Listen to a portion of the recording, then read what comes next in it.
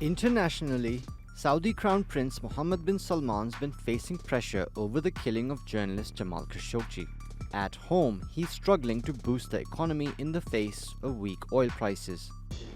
Now, bin Salman is on a charm offensive across Asia, which he hopes will help on both counts. And Riyadh's counting on its oil reserves to fuel this drive. The state-owned oil company Saudi Aramco is investing in new refineries in the region. India is an investment priority for Saudi Aramco. India takes from us almost 800,000 barrels a day. India consumes 4.8 million barrels a day, and by 2040, India total consumption will be around 8.2 million barrels per day. Aramco has agreed to build a petrochemical complex in China's northeastern province of Liaoning. It's investing $44 billion in a similar plant in India and another $10 billion for a refinery in Pakistan's western province of Balochistan. But Riyadh needs to diversify its economy beyond oil, and Beijing says joining the Belt and Road Initiative could help. China is glad to see Pakistan develop friendly exchanges and cooperation with other countries, including Saudi Arabia.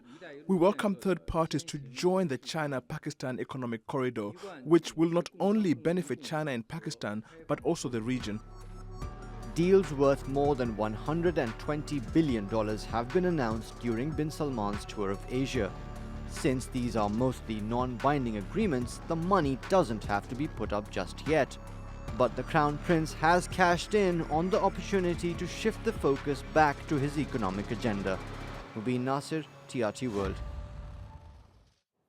And Mobin joins me in the studio now for more on this. Hi Mobin, another day, another multi-billion-dollar deal. Tell us more about this joint venture between Aramco and China that's worth $10 billion.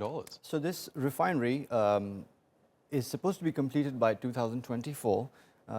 It's expected to have a capacity of about 300,000 barrels per day. As part of this deal, Saudi Arabia is also investing in some other existing infrastructure, which they are hoping to then expand and hence build into a larger chemical complex in the northeast region of the country. Interestingly, the best sort of part of this deal for Saudi Arabia, of course, is that 70%, at least 70% of the feedstock for this will come from Saudi Arabia. So again, as we were discussing earlier in the week, a handcuff, so to speak, that ensures that a certain minimum amount of Saudi oil continues to flow to China, where, of course, the Saudis have lost the top spot as the biggest seller 3 years back. As you know, Russia has been the biggest seller of oil to China over the past 3 years. So again, this project should help Saudi Arabia, if not regain that spot, at least increase its sales to China significantly. Interesting, so a smart way to further lock in a customer.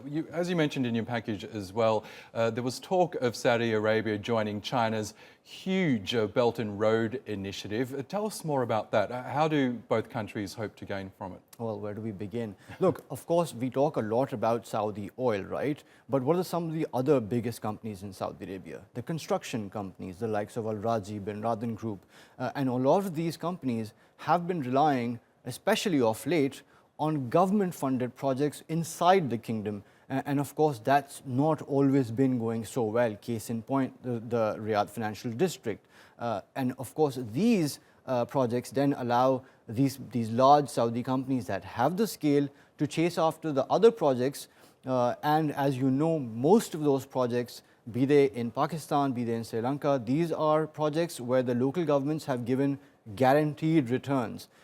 So whether they are going to be investing directly or through the different development banks that China has set up, this could essentially mean more business, not just for those large companies that have a lot of excess capacity, but also guaranteed returns, which of course are gold at such an uncertain sort of time in the global economy.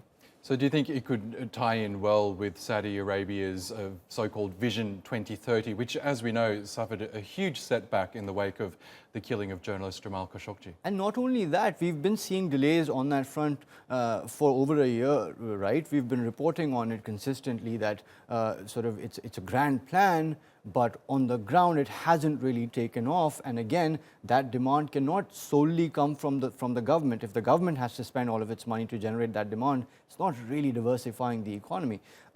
Also, I think we need to pay attention to the pivot that's taking place from Saudi Arabia overall. Last year, the king visited China while the crown prince was in Washington. So certainly, it's taking place, and it's taking place for a number of reasons, not just to have a stronger diplomatic presence in Asia, but also these are the economies that are likely going to drive growth over the next few decades. So certainly a very good time for Saudi Arabia to get in on those projects and also into certain industries.